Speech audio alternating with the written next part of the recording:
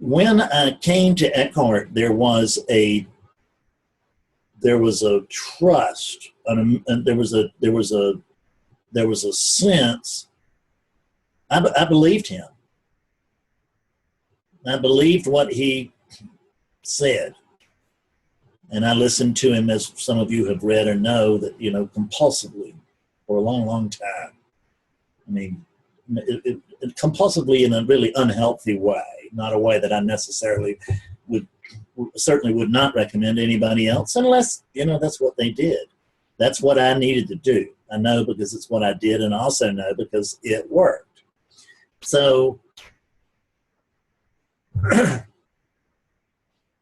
rather than trying to figure out, rather than immediately judging everything he said from an egoic standpoint, such as,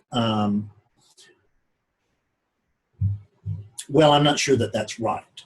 I'm not sure that that is. I started from the other side. I came from the standpoint that he's telling me the truth, and I don't understand it. I don't know what he's saying, but I know he wouldn't say it to me if it wasn't true. He just wouldn't do it. And at least he believes it's true. And if he believes it's true, the odds of him being right over me being right are pretty overwhelming. So if I'm going to throw my hat in the ring, better to throw my hat in the ring with this guy and have him prove me wrong than keep my hat in the ring with me, where it's been for 24 years and I've not had the breakthrough I'm looking for. So, and everything changed so that when rather than trying to maintain my position and being overruled by, I see now, thank God, I started trying to figure out how can I understand what he's saying? How can I get on board with him? And I will tell you that I did something that is also not something we do much of anymore, which is I really went deep. I mean, Eckhart was the thing he was the new thing for me, because I just thought Zen was it. And I hit the Eckhart and I went, wow, there's something else here. I didn't know it was the same thing in two different dresses, but that's the way, that's the truth of it.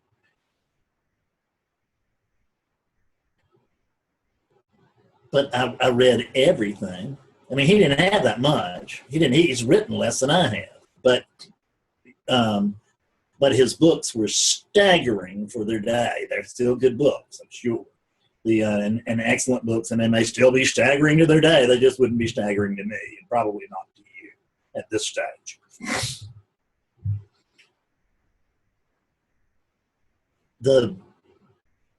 I listened to everything, and I was poor as a rat. I used to have to go out and he wasn't Eckhart Tolle yet. He was some little guy on the internet that I've been told about. I mean, he had The Power of Now out, but it wasn't a bestseller. It couldn't be found in Columbia, South Carolina. Betsy ended up buying a copy from me in very progressive Asheville, North Carolina. And I would get his talks, video or audio, anything I could find. I would buy them, and then, like, if I could get it on CD, I would buy that CD, and I would listen to it, and then I would resell it. Sometimes I think Eckhart would forgive me. Sometimes I made copies and then resold them, because I knew I needed to get this guy deep. Recently, I had a wonderful experience, and this continuing student program has just started this week, and it's already been terrific. I've talked with several of you, and of course I'll be talking to all you regulars at least twice this month. But on this occasion, I opened up, and there was and my student was there, and I said, "So who are you reading now?" And he said, "Well, I'm reading you." And I like to drop my teeth. He said, "I'm taking your advice. I'm going deep, as you advised." And it was so, that was just, and this has nothing, I don't need followers. Let me make this clear on who I'm talking about this for. I don't need followers. Not in that traditional follower way. Students, that's great. But friends, that's great. followers, I don't think I could stand much of that. I don't, my ego just, I'd become worthless in pretty short order. So I'm not trying to win you over for the sake of anything that's happening here. And what I'm trying to do is to take you to something that you may find helpful in your study and practice of this path.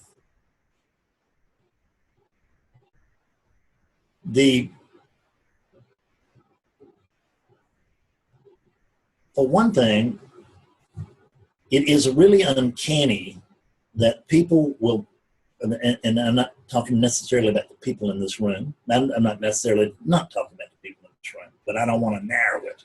I'm talking about everybody that I talk to. There's nothing exclusive about this room in this conversation, one way or the other. And that people will pay excellent money to talk to me and to find out how it's seen over here, if you will. And then they defend their own position tooth and nail. It's okay with me if that's what you want to do. It's your money, and it's not the way I want to spend my time indefinitely. But why would you go to the doctor, and when he tells you that, well, the problem is that you have a sore throat? Oh, no. I've already looked into that. Thanks. I mean, or this is, and you should take this prescription for it. No, that won't work. You got anything else? I mean, I know because my friend tried that and didn't work for him. Or I tried that, but not exactly that way. When I bring up something and say, so, and here is the truth of it, I've never presented myself as having graduated from this path. But the only people who think that there is no value to time and grade, in other words, how long awakeness has been consciously functioning through a unit, are the people that don't have much time and grade. Then it feels like I got it. But if you are, but the truth is, there's a lot to be said. That's the reason I can talk about teachers like Mucha and Ajay Shanti and say, wow, there's less Ajay there than there is Fred here. And I don't believe can I. God, I'm so glad that I'm not at the end of the road. That's all I care about. Is I can see that there's more, that there's room, that there are still people around who can teach me, and this is wonderful.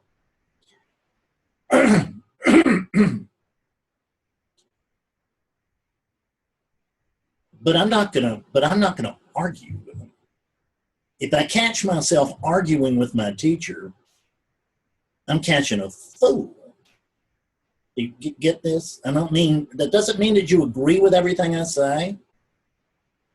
But rather than arguing, try to just see if there's not some merit to what I'm saying. In other words, and this sounds real funny, but pretend I'm telling you the truth.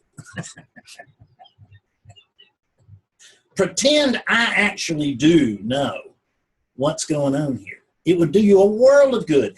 And the reason I say that, Nisargadatta talked about, he said, well, they say, how did you wake up? Well, I just believed my guru. I mean, he told me what to do. I did it for 3 years. There was, the awakening, and that's that.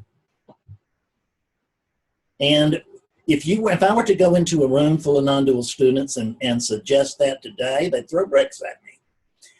It's because it's such an intellectual thing. And I don't want to surrender intellectually to the guru, to that intellect over there. But if you come here for intellect, you've come to the wrong room. I mean, there's a fair amount of it over here, but there's nothing compared to what I even know that some of you have. My God, you're doctors and lawyers and Indian chiefs. I'm just a guy, right? I got no credentials at all. And, it's absurd that this is the teacher, but we're stuck with it, right? So we also tend to go shopping in the spiritual marketplace. And I'll have 2 of these and 1 of those and 1 of those. I'm going to put them all into my basket. And out of that basket, I'm hoping that out of that basket, I'm going to make something which I hope is going to wake me up. And that can happen. And you're welcome. And I did it. Don't get me wrong. I'm not saying this, but I didn't do it in post-awakening for very long.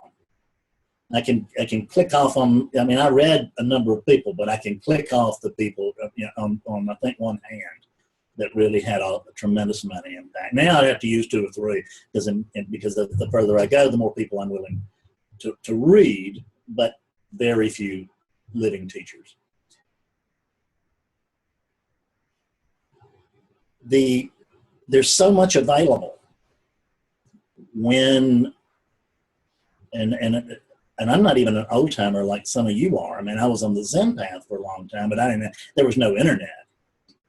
And I wasn't on the non-dual path, and I didn't, it's like this.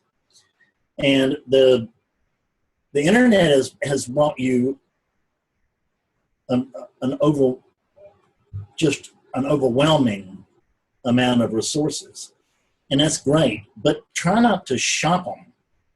Because what you will get is you will take this tidbit, and I understand it, and if that's what you're doing, and you're comfortable with it, happy with it, do it. I don't want to say not. I don't know what anybody should do. I'm just going to tell you the way to clarity.